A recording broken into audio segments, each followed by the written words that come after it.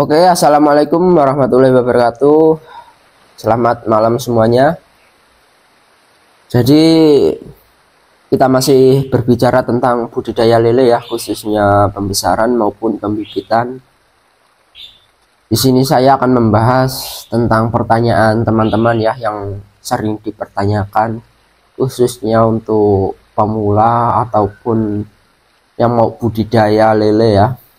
Pertanyaan yang sering ditanyakan yaitu penyakit infeksi yang disebabkan oleh parasit, contohnya jamur, bakteri atau hama yang lainnya. Nah, itu cara mengatasinya gimana, cara menanggulanginya gimana?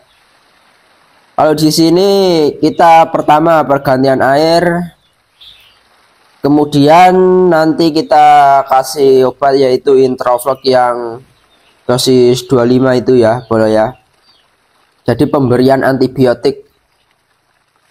Yang penting dan harus diperhatikan itu adalah dosis teman-teman dan cara pemakaiannya.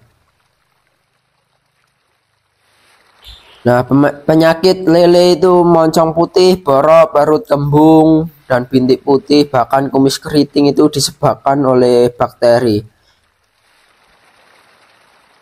Karena kondisi air kita kurang bagus biasanya.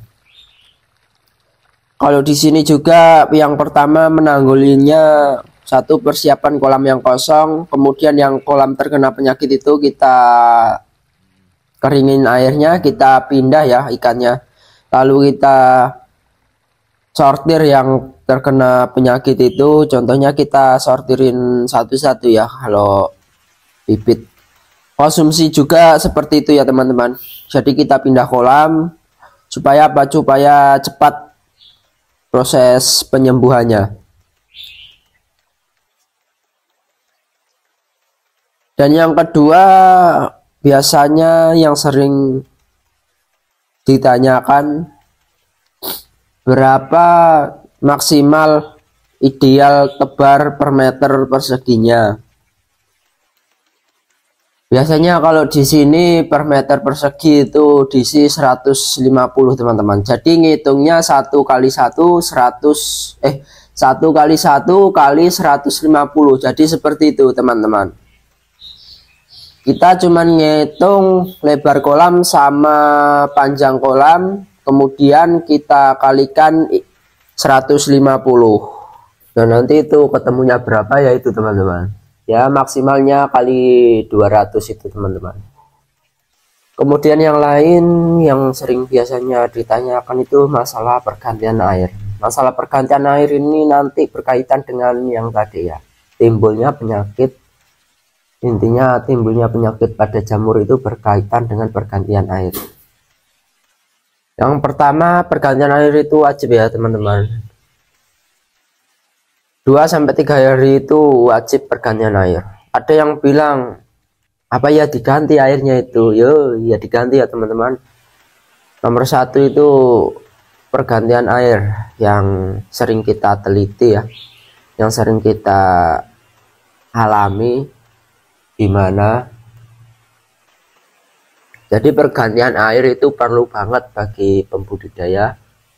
Contohnya dan khususnya itu kolam yang seperti ini, apalagi yang kolam terpal ya teman-teman, itu harus teliti kita pergantian airnya. Kemudian ngomongin perawatan air itu berkaitan dengan pemberian pakan teman-teman. Jadi pemberian pakan kita itu harus cukup, jangan berlebihan ya, jangan kurang. Berlebihan tidak bagus, kurang yang kurang bagus. Jadi pemberian pakan pada ikan itu ya secukupnya, intinya tidak kurang, tidak lebih. Nah, caranya gimana teman-teman? Caranya gimana supaya udah tahu ikan cukup makan, ikan kurang makan. Ikan yang belum dikasih makan itu dalam kondisi di air ya, dalam permukaan air ikan muter teman-teman, muter. Tapi kalau udah dikasih makan, nanti ikannya anteng teman-teman, geraknya lambat. Jadi itu udah cukup ya. Tapi kalau pemberian pakan kebanyakan akan berat berakibat sisa pakan yang itu jadi amoniak. Kita nggak rajin, kita kurang rajin, ikannya nanti banyak terkena penyakit, gejala penyakit. Nah, jadi penumpukan kotoran amoniak itu hasil metabolisme ikan, nanti kurang teratur ya kalau kita tidak ganti air, nanti akan menumpuk di dasar kolam.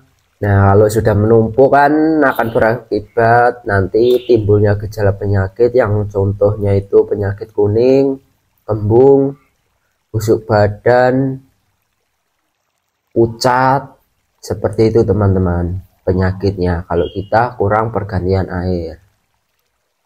Nah, mungkin cukup sampai di sini ya cerita kita, sharing-sharing kita. Kalau ada masukan silahkan tinggalkan kolom komentar apa pertanyaan-pertanyaan teman-teman.